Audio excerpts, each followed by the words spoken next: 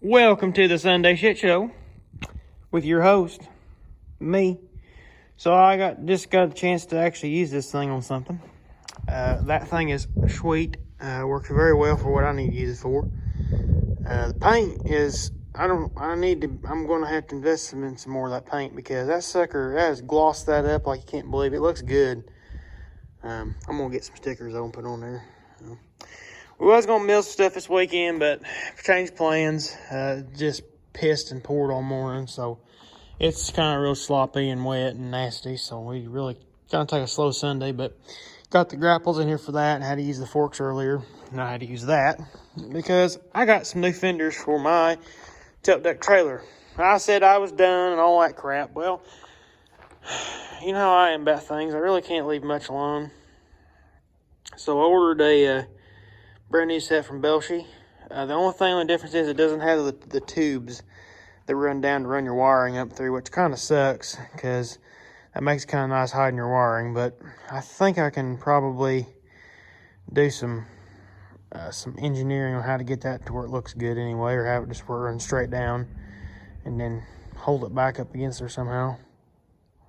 I don't know. I'm more worried about getting the fenders on and getting the old ones off, because the old ones are screwed. Like this one over here is, holy shit, it is, oh my god, I don't know who in the hell decided that was a good idea.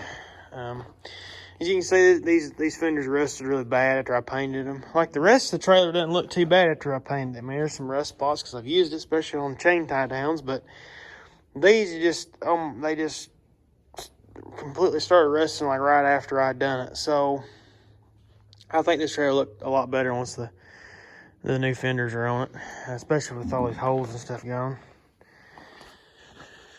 So yeah, and these are bent. So I don't know. I say that one I could probably beat it back hard. I could probably beat it back straight. As you can see, it's at an angle.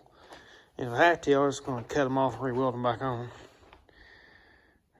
That one there, I got to do a lot of heating and beating on that one. But today's project is just to get them off and start straightening that out. This side ain't gonna be no big deal. It's gonna basically, I probably have this side done today, completely throw it back together, bolted back on, ready to rock. And it's got the biggest holes. And you can say it did after it just started rusting to beat the band after I put that new paint on there and everything. So yeah, I'm gonna pop all these lights out, pull all the wiring out, and then I'm probably gonna have to cut the bolts.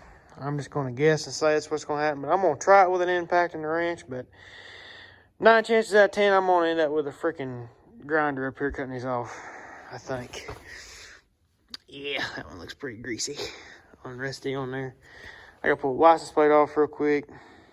Yeah, this shouldn't be like a terrible, crazy project, but that side's gonna be the worst of it, I think. So I'm gonna run you through what goes on here in the next few hours about how to get these off, because I think they will look 10 times better with some new fenders on there. These fenders are fine, but they got a lot of holes in that side. Actually, the bolts ain't even holding it to the subframe there very well, so it's time. They are pretty jacked, so time to get them fixed before something major happens when I get ready to take this thing on a long road trip. So yeah, we'll keep you up to date what goes on. Catch you a little later. So about a week later, I got the new fenders on to let the paint dry real good. I had to rice around some bolts and stuff this week, and it gave me time to get everything found that I needed. So I got everything put on. It's a matter of beating and bending that son of a gun back because it was bad off bent. I got that side off. You can see I had to do a little torching. I looked over here, there's a lock washer. Don't want to lose that. But had to torch some of the bolts off. They were pretty rusty. But look, no holes. Completely solid new fenders.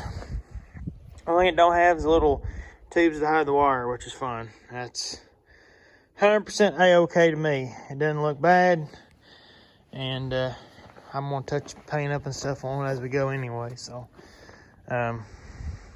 but Yep, even got some new stickers with them I put on there.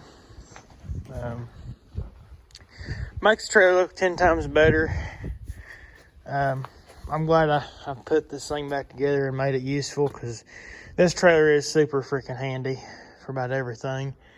And you can see the old fenders were very well, I mean, that is supposed to have steel and it is gone. So, the same with that one. As you can see, yeah, these things are junk. I mean, if I was gonna try and sell that trailer right now, I'd throw these back on it, but these are pretty hair-lipped. They got holes all through them, and oh yeah, they're nasty. So I'm glad I got those replaced and got them fixed. This thing made this trailer look a lot better.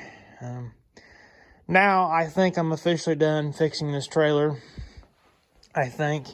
You just never know what I'm going to do next.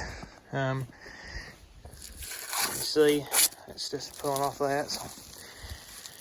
Yeah, so that's the finishing touches to that.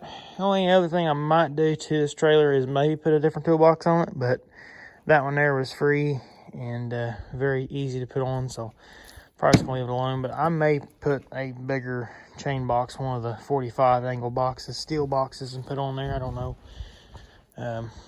But yep, pretty easy project. I gotta say, Belshi, if you watch this channel, if any of the guys from Belshi watch this channel, thanks for making these fenders up. I had to fabricate them. It took them about, I think about 2 weeks before I heard anything out of them on getting ready to ship them or anything. So it took a little while to build them, but they're very stout fenders, and they took care of me pretty well, and very inexpensive. It was $185 a side, plus the freight was $130, so around $500 new set of fenders for it. I couldn't have probably fabricated them for that to make them fit right and all that, so this made it a lot easier. I was able to put them on fairly easy.